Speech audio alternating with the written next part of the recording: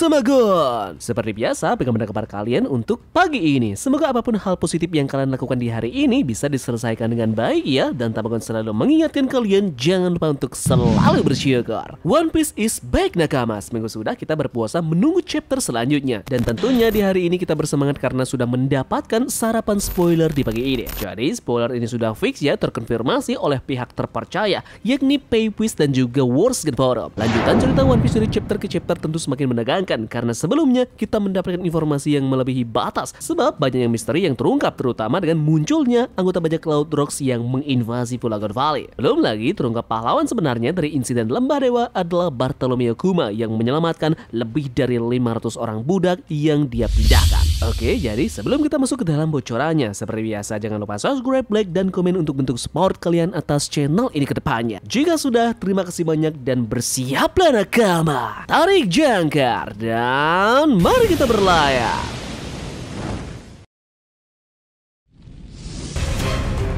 One Piece chapter 1097 kita kali ini diberi judul Genie. Nah, sebagian besar isi One Piece chapter 1097 akan berhubungan dengan flashback kembali. Raja Kerajaan Sorbet mengenakan pajak yang sangat besar pada warga negara untuk membayar upeti kepada pemerintahan dunia. Dia membagi negara menjadi dua bagian untuk mengurangi upeti surgawinya. Satu bagian berada di bawah perlindungan negara dan bagian lainnya berada di luar hukum. Kuma sendiri berada di bagian luar hukum. Tentara pembebasan dipimpin oleh Dragon dan juga Ivankov menyerang kerajaan Sorbet dan meratakan Raja Tiran. Saat itu Kuma bergabung dengan tentara pembebasan. Diketahui juga Dragon pernah berada di angkatan laut pada masa lalu, tapi dia pergi setelah mengetahui bahwa tidak ada keadilan di sana. 14 tahun yang lalu, Kuma dan juga Genie adalah komandan tentara revolusioner dan akhir chapter ditutup dengan Dragon menerima berita tentang penculikan Genie.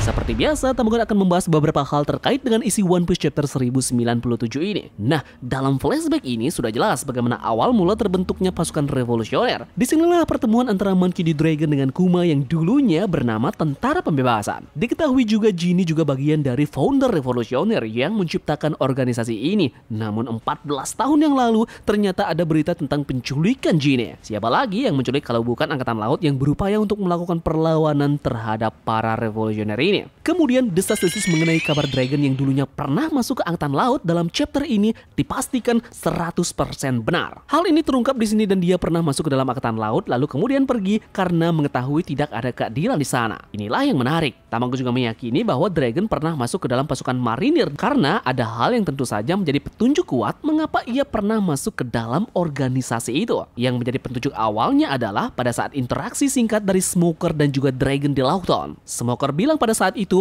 pemerintah menginginkan kepalamu. Namun Smoker tidak terlihat terkejut bertatapan langsung dengan kriminal yang paling dicari di dunia. Ini menandakan kalau Smoker sudah bertemu dengan Dragon sebelumnya. Menariknya hubungan Smoker dan juga Dragon juga tidak terlihat terlalu buruk saat itu. Kalau memang Smoker menganggap Dragon ini musuh, dia harusnya akan bereaksi lebih panas kan saat melihat wajah dari Dragon. Ini pun menimbulkan kecurigaan kalau dulunya Dragon dan juga Smoker ini pernah menjadi rekan di Angkatan Laut. Smoker setia kepada Angkatan Laut sementara itu Dragon justru menjadi ancaman bagi pemerintahan dunia saat ini.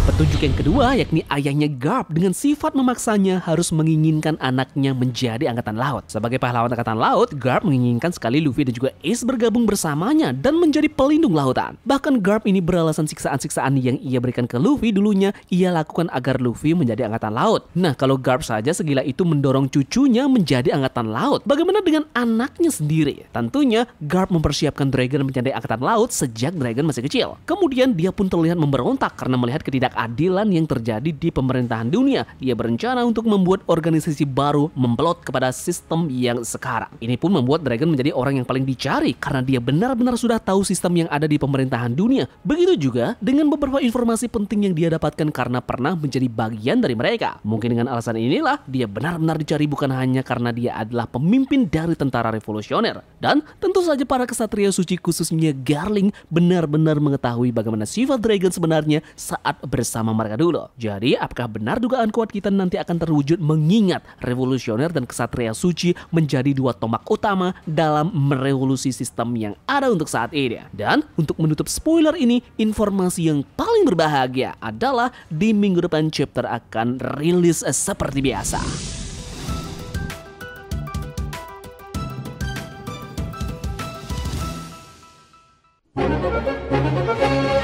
Seperti biasa jika kita membahas tentang spoiler terbaru One Piece, kali ini Tamagon juga sudah siapkan beberapa informasi unik dan juga menarik terkait berita One Piece yang sudah beredar seminggu belakangan ini.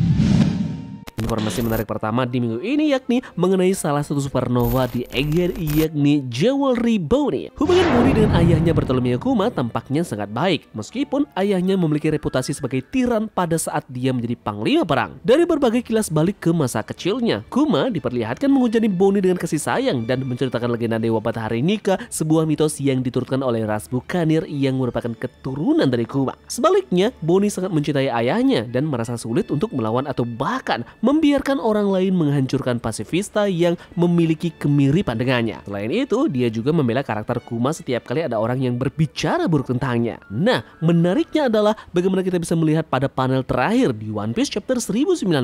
Ada dua orang anak kecil yang melempar batu ke arah dari Kuma. Namun, dengan hati yang baik, dia malah mengobati luka anak kecil tersebut saat Genie memukul mereka. Sadarkah kalian bahwa dua anak kecil yang ditolong oleh Kuma kemarin di masa depan ternyata bergabung ke dalam anggota bajak laut Jewelry Bony dan menjadi bawahan dari Bony sekarang? Nah, lihatlah panel ini. Penampilan dari mereka berdua nyaris benar-benar mirip dan tentu saja presentasi ini cukup tinggi mengingat dua karakter tersebut seperti balas budi terhadap apa yang ayah Bony lakukan kepada mereka sebelumnya. Jadi dua karakter ini seakan ingin melindungi Bony dan bergabung dengan krunya. Kemudian kita berbicara tentang emaknya yakni Genie. Ada yang menarik dari pendapat yang dikemukakan dari salah satu YouTuber Jepang yakni Yuderon. Dia bilang Genie gadis berbintik-bintik yang menyebut Ivankov sebagai kakak laki-laki. Nah, ngomong-ngomong soal Genie, Harry Potter adalah novel favorit dari Oda Sensei. Adik perempuan dari Ron Weasley sendiri, Ginny Weasley, seorang penyihir berbintik-bintik, adalah seorang penyihir murni yang kemudian menikahi sang pemeran utama yakni Harry Potter. Nah, menariknya adalah aktris yang memerankan Genie adalah Bonnie, atau nama lengkapnya adalah Bonnie Wright. Nah, mungkin saja memang benar ya Oda Sensei terinspirasi dari novel favoritnya yakni Harry Potter dengan membuat karakter Genie. Berbicara mengenai chapter 1096 kemarin, ada banyak hal yang disampaikan oleh Oda Sensei terkait dengan beberapa misteri yang masih belum terungkap dalam dunia One Piece. Banyak hal yang sepertinya memberikan kita petunjuk besar tentang misteri tersebut. Salah satunya adalah, bisakah kita menyimpulkan orang misterius yang minum bersama dengan Crocus pada cover story chapter 631 adalah salah satu dari anggota bajak laut Rocks yakni God Lion Shiki. Persamaan di antara kedua karakter tersebut benar-benar mirip, dimulai dari segi rambut yang sama-sama terurai panjang. Begitu juga dengan setelan pakaian luar yang menggunakan corak bergaris panjang ke bawah yang benar-benar sangat mirip. Informasi yang kita ketahui sampai saat ini bahwa Shiki akan kembali dengan bajak laut Golden Lion-nya. Hal ini diungkapkan Shiki sendiri pada saat berhasil kabur dari penjara yang sudah seperti neraka. Shiki berjanji akan kembali lagi 20 tahun pasca dia kabur dari penjara Impel Down. Maka seharusnya sekarang dunia One Piece harus mulai waspada karena pergerakan dari Shiki akan dimulai sekarang. Jadi karena waktu yang dikatakan Shiki ini sudah tiba dan bajak laut yang paling berbahaya, God Lion Shiki, akan kembali memeriahkan cerita One Piece.